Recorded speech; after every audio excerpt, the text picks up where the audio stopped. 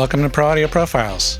My name is Brendan Decora, and each week I'll be hosting different guests, mainly engineers and producers, but also people from across the industry. Enjoy.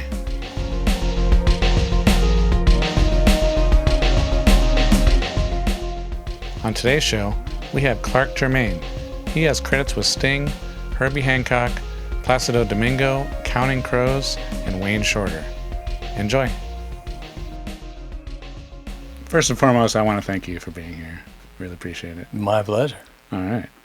I'd like to start off by going over your backstory. If you could share kind of how you got started, what led you to where you are today, that kind of thing. How much time do you have? It could be a while. It could be 15 minutes or whatever, 10 minutes. Well, let's see. When I was still in high school, I raced bicycles. Okay.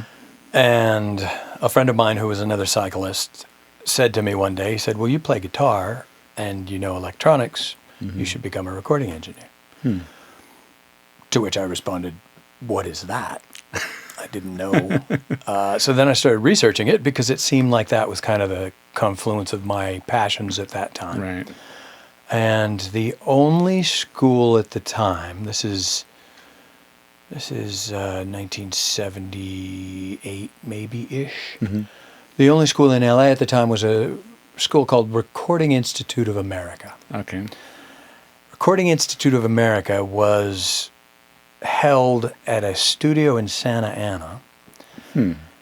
And the only reason they held it there was because I think the guy really couldn't sell studio time, and so he was able to get his studio time sold by teaching this class. Right.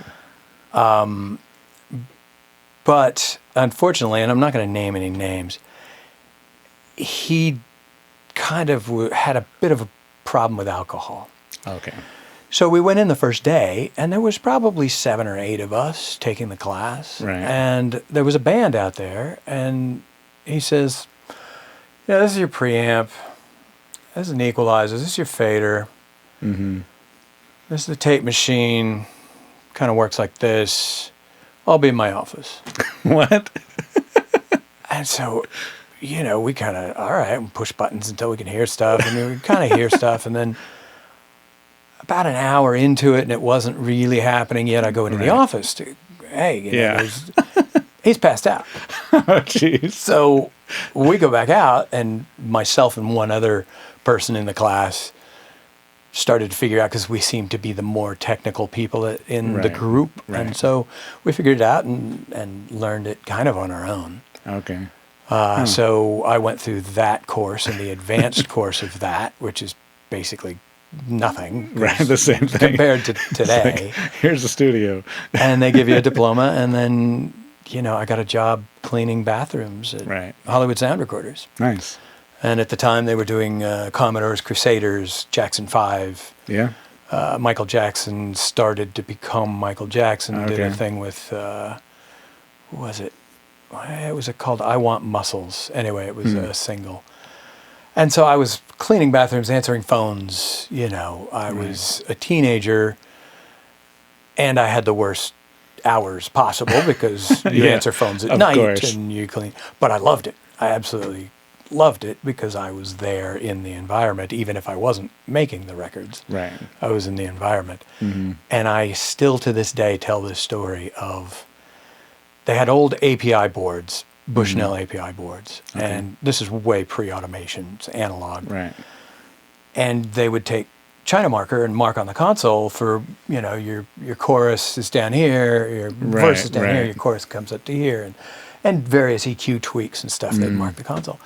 And when I was told to go in and clean the marks off the console, that was huge to me, because I was actually got to touch, you know, I mean, cleaning a toilet's one thing, but I got to clean the thing that made the records. That was just thrilling for me. Nice. So from then I worked, you know, there I worked my way up and assisted, and then was engineering a bit. And prior to that, actually, I was doing live sound in one of the first LA punk rock clubs. Okay. The Hancock Cafe.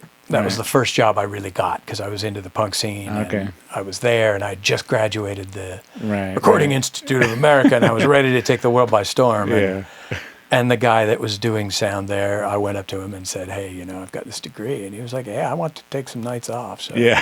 I mean, I got to do live sound for, you know, Agent Orange and the Gears and all these different people that came through that place at the time. So that was fun. Yeah, and live sound, like, you know, most of the time, live and studio people don't cross that, you know, so it's interesting to have experience in both, for sure. I mean, later on in my career, every once in a while, if I was doing, you know, a long-term record with somebody, I would go and do some of their support gigs so that it sounded somewhat like the record. Right. It's a different, you know, the guys who do that all the time are really good at doing that. Yes. I am not. Yes, same. You know, I'm the first one to tell people, look, I will come out and mix your show, but there are guys that are really good at that. Exactly. And I would not put myself in that category. Exactly. Nice. So yeah, then Hollywood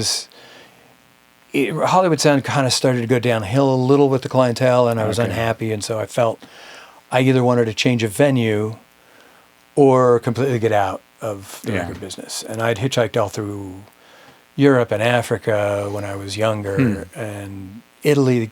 Everybody I met just treated me really well.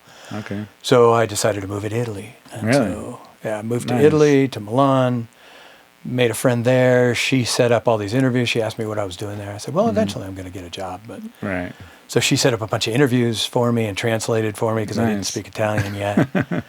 And I got a job offer that included a room in a 14th century castle outside of Como. Nice. Overlooking a forest. I went, yeah, I think I could live there for a while. That sounds good.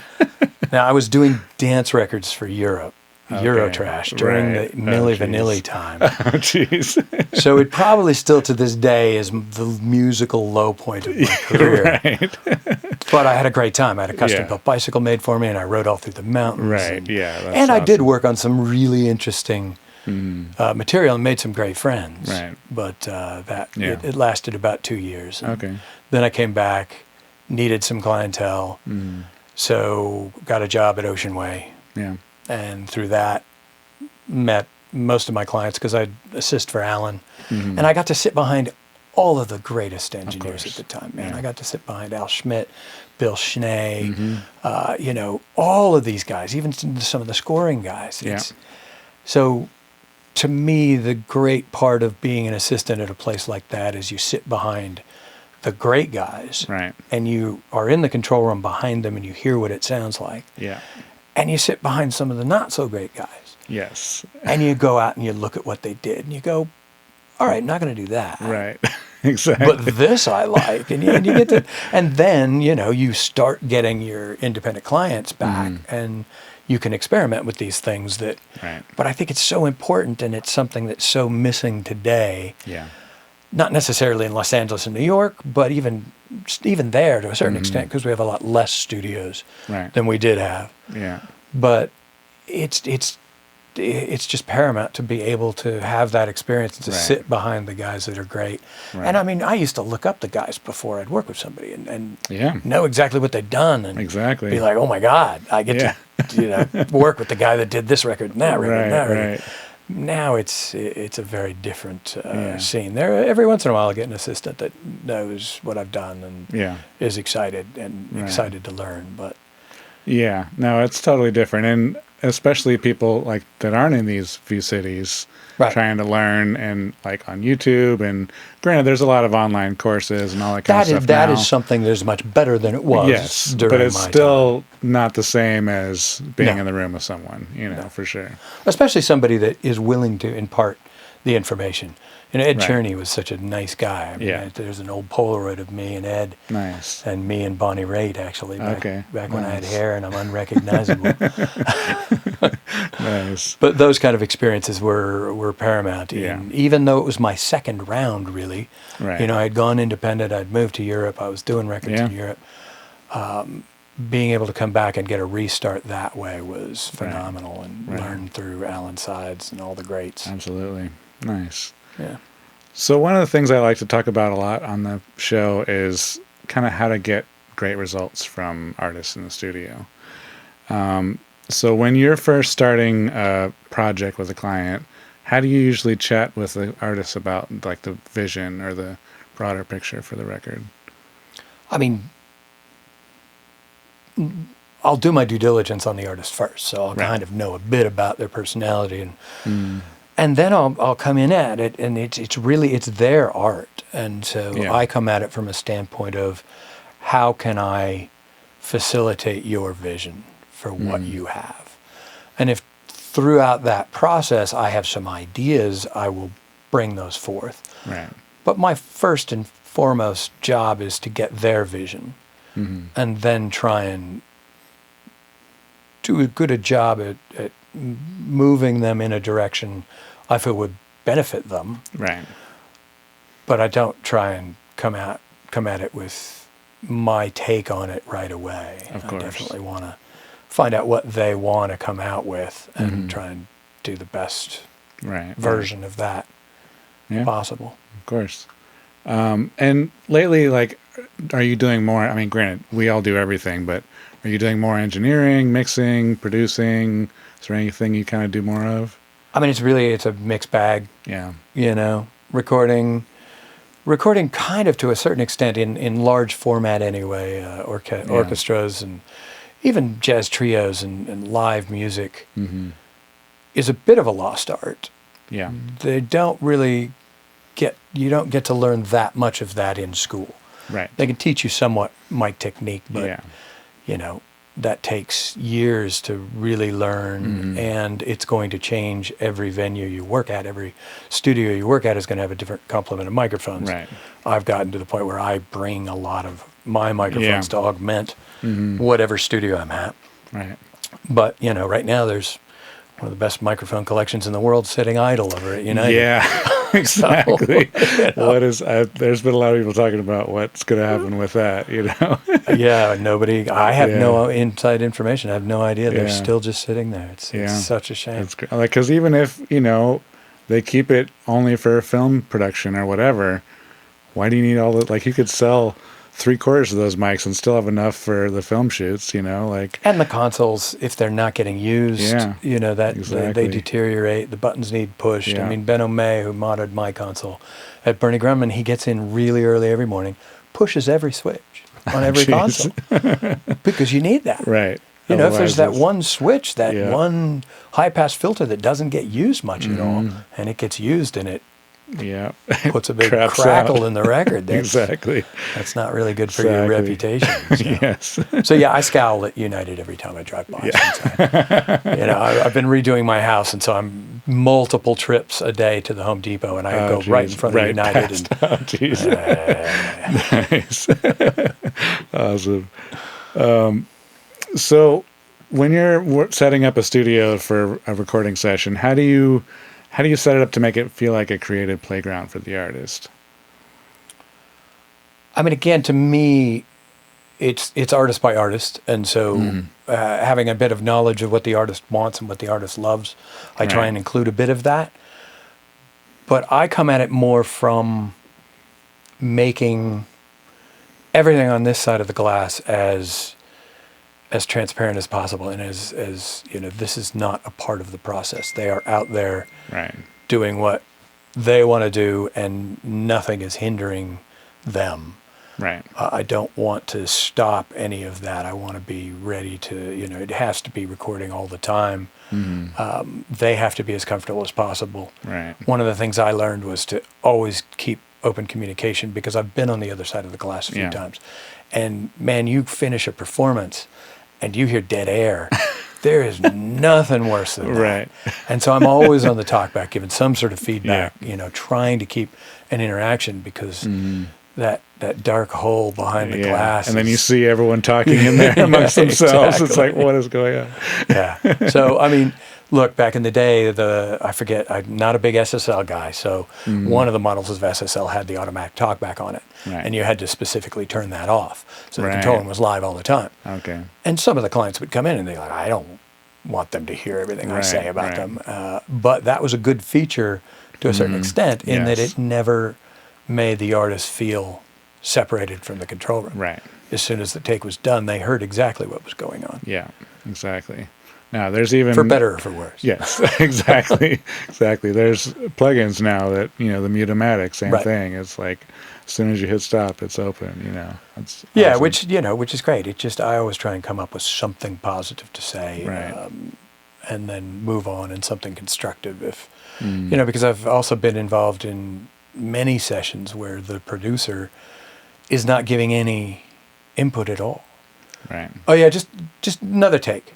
Well, right. I did a take. I've done 5 takes. Yeah. What are you looking for different in Right. this take? And I've seen some explosive conversations in regards to that. So, I mean, I always try to have some input, right, if it were, and some creative, some constructive input is what I'm. Right. Yeah. Of course.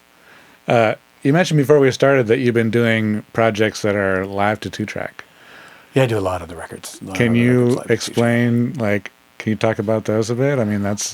That seems very, very daunting to me, honestly. I mean, look, it's not as daunting as when Ocean Way was next door, Grunman was next door to Ocean Way. Right. They would do live to vinyl.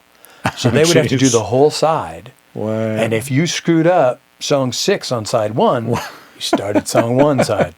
Dang. That's crazy. That's right. I actually worked with someone, I don't even remember who it was, but told me about a long time ago at that studio where they would do a session and the artists would be driving home and hear themselves on the radio. Like that take, Wow. Because it would be live to vinyl. Okay, send the messenger to the radio station, play it right now, It's crazy. I mean, so those are much, you got to get the timing in between the songs right. You got to get all the songs right. Right. Yeah, I mean, so live to 2-track is, to a certain extent, kind of like that because we are, one of my main clients, Jeff Weber, he doesn't like to even edit. He just wants to get whatever that performance was. We will edit sometimes, but he doesn't like to. Yeah. And so it's me mixing live and it's the band playing. And so I'll have a chart and I'll follow the chart and know what's coming up and learn the song over a couple times. Every once in a while, the first take is the take. Yeah. And I had that problem recently, and my mastering engineer saved it for me because it had a rapper vocal on it, and he just wasn't loud enough, and I hadn't heard him yet. Oh, jeez. And so it comes to mastering, I'm like, good luck with that. Jeez. And he did. So, nice. and that's when the new plugins and stuff, mid-side, mid-center, that stuff really helps and can save you, whereas the old stuff, I would have that's crazy. continued to be dead. Right. Awesome. Speaking of that kind of stuff, how do you keep things innovative in the studio, like especially working within a specific genre? Innovative? In what way? Well, I guess how do you keep up with new technologies in a sense? Oh, well, I mean, I'm probably not a good guy to, I'm pretty old. That's okay. But, I mean, I try to keep up on it.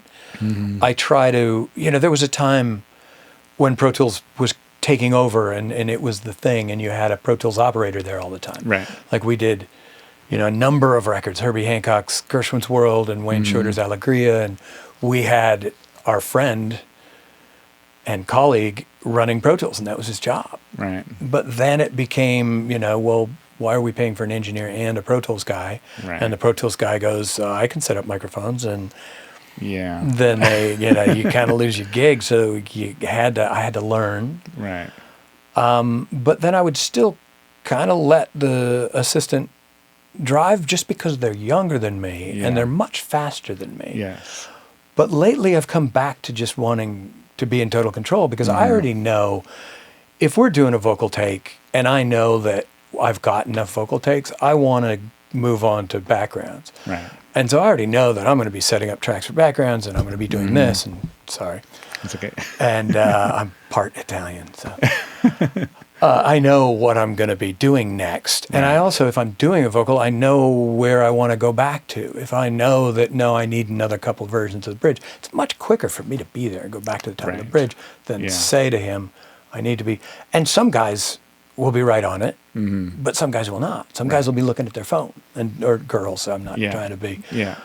But they'll be looking at their phone or doing something else. And so I've taken to kind of running everything again. Yeah. And I actually got in big trouble once. It was years ago, and it was on the early Pro Tools thing. And I was hired to do strings for an artist, to just do big string section. Right.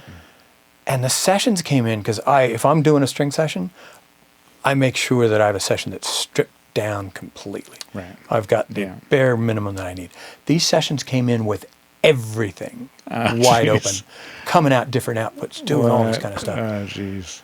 And the conductor producer wanted to hear one specific thing in the session, and I was letting the assistant run it, because I was like, look, I'm still working on getting the string sound together. Right. Find this. And he couldn't find it, and the guy kind of lost it. And of course, it's my fault, because I'm the engineer. Yeah. You can't blame anybody else. Ultimately, Right. Ed Cherney told me years ago, he said, I was assisting for Ed, and he said, the only reason I make more money, you know how to do exactly what I do. The only reason I make more money is because I have all the responsibility for this record. Right. And to a certain extent, that is very true. It's like the buck stops here. If the stuff is not working in the control room, I can't blame the Pro Tools guy. I can't blame the assistant. It's me. Yep. And so after that, I no longer. Yeah. I made sure that okay, we have to wait. And I need to make sure I understand the session and I know exactly what's going on. Yeah, exactly. And then we can go. Exactly. No, myself included, like I've been on sessions where, I've considered letting the assistant run Pro Tools or whatever, but to me it's like, if I have to tell them what to do, then in that same amount of time, I could have just done it. Right. So it's like, it slows everything down, for me personally. So I usually just do it myself. So. Yeah, working with David Kahn, I learned. I mean, he just, A, he's an incredibly smart guy. B, he's thinking 10 steps ahead. Right. And so he would just kind of, when he was around, would do everything himself. Right. Exactly. When it comes to challenges in the studio, have you ever had a session go south, and how did you turn it around? The aforementioned one was, it went south, it caught on fire, it combusted, and I did not turn it around. It was just, never worked for the guy again. Jeez. So, all right then. Well, one that you did turn around. there have been, it doesn't come to mind right now, but I'm sure there were. I'm pretty anal retentive at this point, and I make sure that I do my due diligence, and I send in a very detailed setup, because I'm tracking with generally more people than most people are tracking with. I don't go into a studio to do overdubs. I'll do the overdubs here. Right. So I usually have pretty complicated setups. A, B, it's like I said, a lot of mine are live to 2-track. Right. So as soon as they're playing, I have to make it sound like a record. Yeah. It cannot be, oh, wait, a couple more takes on me. Right. No. I don't, every once in a while, if it's really horrible, I'll get that luxury. Convince them, basically I have to make it sound like a record immediately. Right. And so I will send in extensive setups, and I will go into the studio the night before while they're setting up, because a lot of what I do as an analog, capturing an analog performance has to do with exacting microphone placement. Some of the best sounds come from very precise setups. Right. You can't just put the microphone kind of near the guitar. Right. It's a 2-mic setup, and it has to be exactly right, or it's out of phase, and and some people will say, wow, that sounds like a pain in the ass, and then they'll come into the control room and go, oh my God. Right. I've never heard my guitar sound that big, right? But, I also have to tell them they can't dance, Right. I was doing this Cuban band, Elias Ochoa, great guitar player, great guy. And I was like, dude, you can't dance. You got to do this. And so every time he'd see me walking towards me, he'd go. Awesome. That's awesome. And how do you help an artist like shake off their nerves, in a sense, before they're recording? If you have someone that has anxiety or, is unfamiliar with the studio setting. I mean, talking to them, once again, getting to know them, getting to know what their weaknesses are, getting to know what their fears are. Sometimes, look, I've been in situations where they wanted nobody in the control room. Right. and opposite situations where they want a whole audience. And Yes. sometimes we'll do that. Yeah. We'll have a bunch of chairs with headphones out Right. in the studio, and Right. they feel more comfortable because they are performing. Right. Other things where we turn the lights off in the control room, there's nobody in here, Mm-hmm. you're just singing. Yeah. And just go for it. I did with Tom Bell. I did a Johnny Mathis thing, and Mm-hmm. and he wasn't feeling up to snuff. And Yeah. Tom actually went, "Watch this." And Tom Bell, who was a fantastic arranger but couldn't sing, Right. went out and sang it. Okay. And he sent him home with it. And he goes, "Guarantee you tomorrow he's going to come back and nail it." And he did. So Awesome. you got to judge each one of those things on the artist that you're Of course. working with, and gauge what their comfort level is and what will make them more comfortable. Right. Bring them a hot cup of tea. As simple as that for Right. some artists. Exactly. Yeah. Nice. I just want to take a quick break and tell you about my free snare guide. In it, I go over all my techniques, from drum choices, microphone placement, tuning, even mixing techniques. Check it out now at brendandecora.com/huge snare. And now, back to the show. And how has your approach to working with artists changed over the years? I mean, I had no clue when I first started in this business. I was, Nobody does. I definitely had no clue of that end of it. I mean, you Right. go to school and you know a little bit about music and you know a little bit about electronics, and so that's why you're in the chair. And Right. you know nothing about psychology. You know nothing Right. about Oh, geez. interacting with an artist. That is stuff you learn by interacting with the artists. Right. And relationships. You gain relationships. I have close relationships with some artists because we've built that Right. relationship in the studio, and we've become close over doing their vocals, and Right. me doing my best to learn what makes them comfortable. So yeah, that's an acquired. Yeah. I mean, I guess maybe if I had a psychology degree first, Right. and then I went into music, Yeah. it might have been a very different trajectory. But for me, it definitely it took a while. I was intimidated by artists Right. in the beginning, for sure. Yeah. And also because I started at a level of working with very high-end Of course. artists, and I also started during a time which, look, it was good to a certain extent, but it was a time when you are there to make the punches on the tape machine. Yeah. We don't want to hear you. We don't want to hear Yes. what you have to say, and we don't want you interacting with the artist. Right. It was, that was, certain situations were made more uncomfortable by that, because there would be times when the artist would talk to me and I'd be like, I'm going to get in trouble. Right. I'd love to answer your question, but Exactly. but that was a different era. Yeah. Now, I mean, I've got guys that assist for me that are offering comments that should not be offered. And Yes. I'm Yeah. like, look, buddy, I don't want to be mean, Right. but right now I would have had a bottle full of water smashed into my face. Exactly. I'm not going to do that to you, but Yeah. Exactly. know your place, man. Exactly. And it's difficult too, because, as an assistant coming up in that era, like, you're the fly on the wall. You don't say anything, Absolutely not. But then transitioning then to be, making the next step to be the engineer, it's like, it's the complete opposite. It can be very daunting and intimidating. Yeah. And really, most of the guys that I know that did very well at that transition, it was because they had a producer client that Right. that knew that, Yes. knew they were transitioning, if you will, Right. and did everything they could to make that transition be as smooth as Right. possible. Right.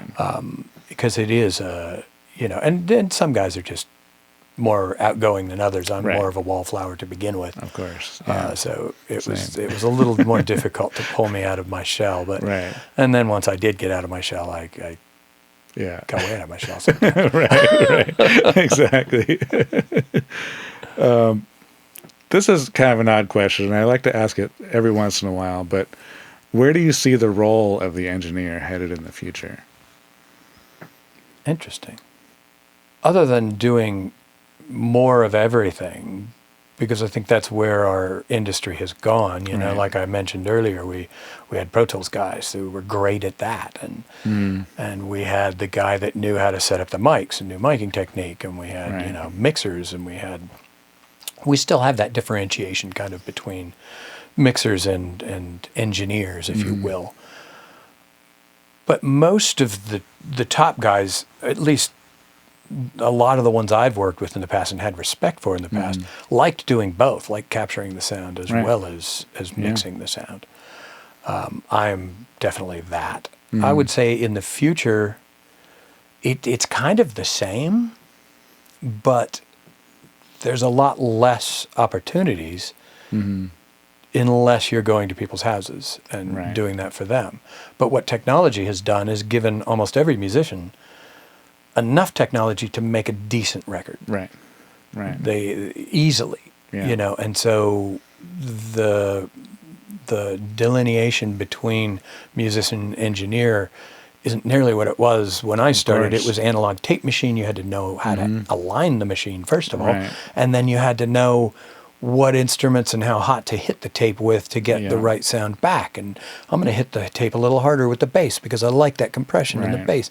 And I've got to take the cymbals and the hi-hat and keep them really low, otherwise I lose a bunch of the hi-hat. I can't print the kick drum next to Simpty, or I'm not going to have automation. You know, there was all kinds of things like that you had to know, and it was, and gain structure on an analog console. You had to know all of that kind of stuff.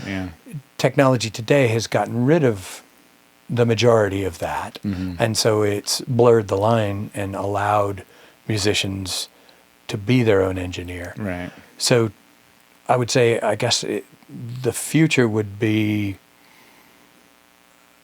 kind of the same thing as it is, but with I would say if somebody wanted to be an engineer, you would have to have an emphasis on capturing sound properly in a group. Otherwise, you're just not going to have that much work, man, because everybody's got two inputs into their laptop and are perfectly capable of doing very decent sounds. You know, plus there's YouTube. I mean, there's every great engineer or decent engineer, and even some of the crappy engineers are teaching you how to do it.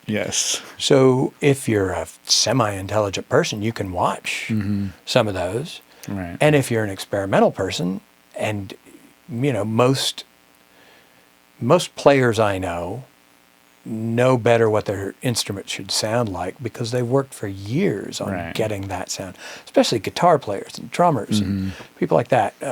Brass players tend to, because they have all that pressure in their head when they're playing their instrument, they think it's supposed to sound different sometimes. But most band guys, you know, a large part of what their process is tweaking their sound. I mean, drummers finding the right head, the right stick, the right all this stuff. And so it can be very rewarding then for them to learn how to capture that sound.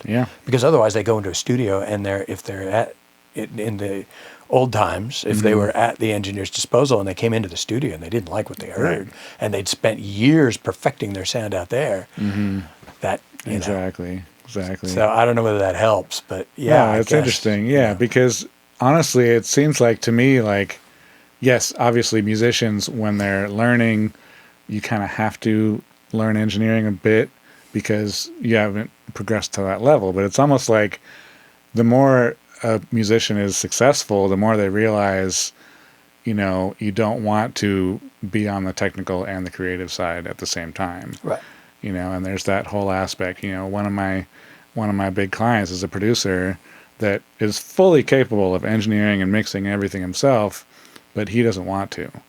You know, he wants to be in the creative side and be passionate and be, you know, just stay creative. And so he wants me there to worry about gain structure and all that kind of stuff, and so he doesn't have to think about it, you know.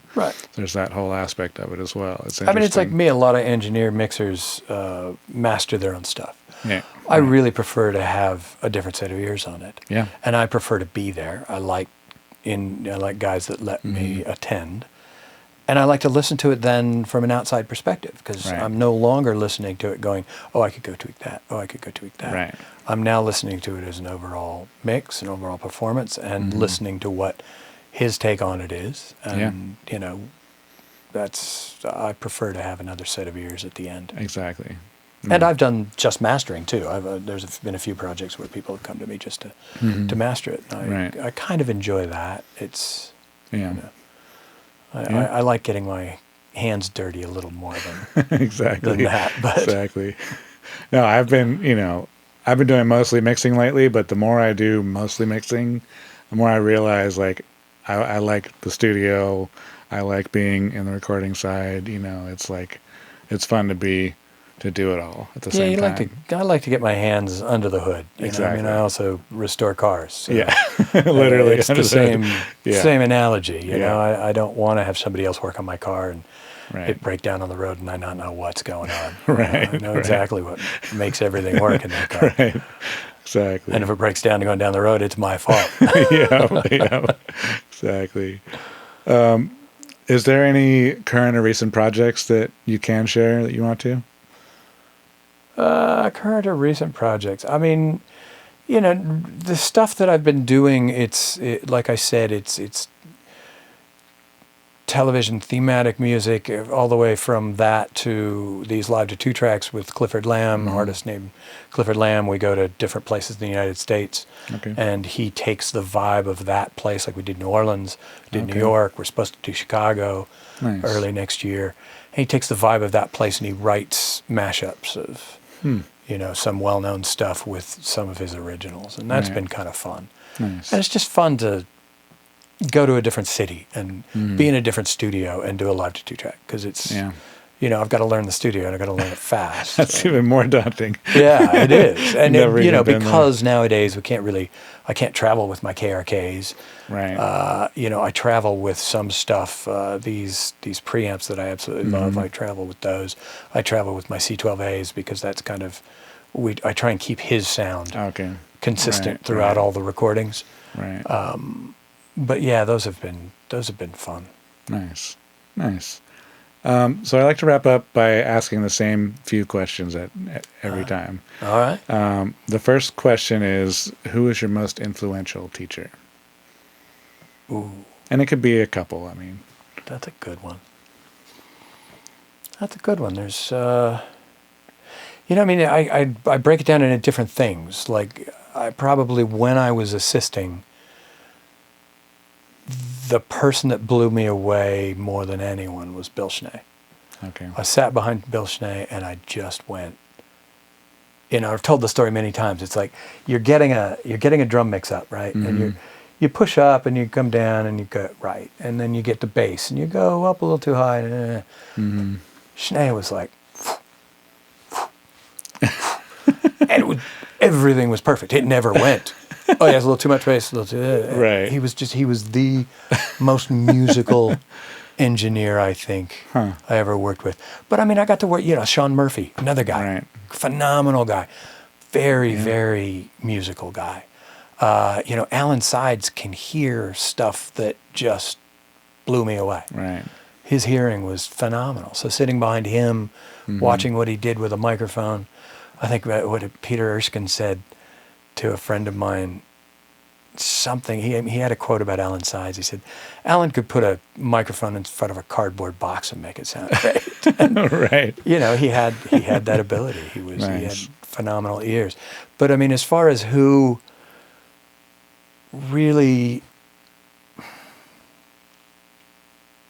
I mean, Ed Cherney definitely was a guy that was always there and would always be there. And years later, when he had his studio at the Village, he would always come in and look and go, oh, somebody here knows what they're doing, because he'd look at my mic setup. And, you know, he was definitely a great guy. But I've been fortunate to have so many mentors, and through working at Ocean Way and working at different studios. Right. And back in the day, we worked at multi-room facilities. Yeah. And so you'd bop into a room and you'd know Moogie was there, and, you know, and other people, and you'd get to sit in their rooms and hang out. So absolutely.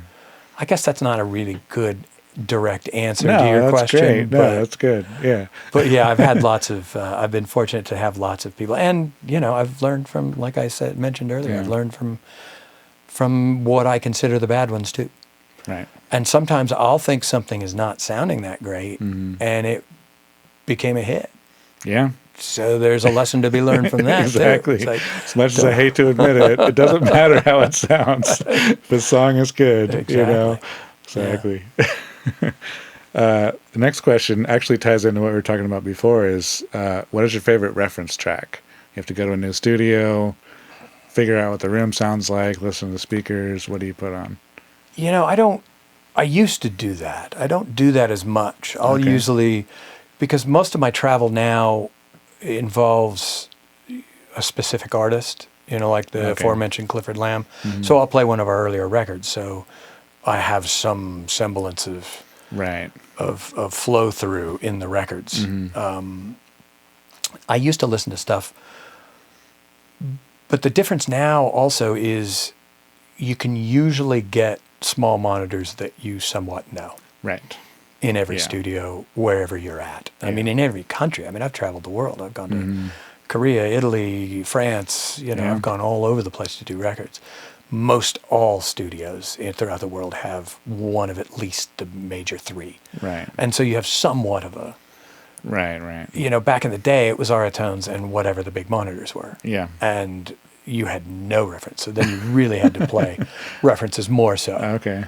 And I've gotten a bit out of the habit of that, but that being said, it's not a bad habit to have. Yeah, it's something. There's a plan for a project next year that's going to take me around the world in many different countries, and so at that point, I will probably go back into that or put my Ocean Way monitors or something in the budget that these have to go with me all the time. Or, something, so I have some. So some center. Do you use headphone referencing when you're traveling at all, or?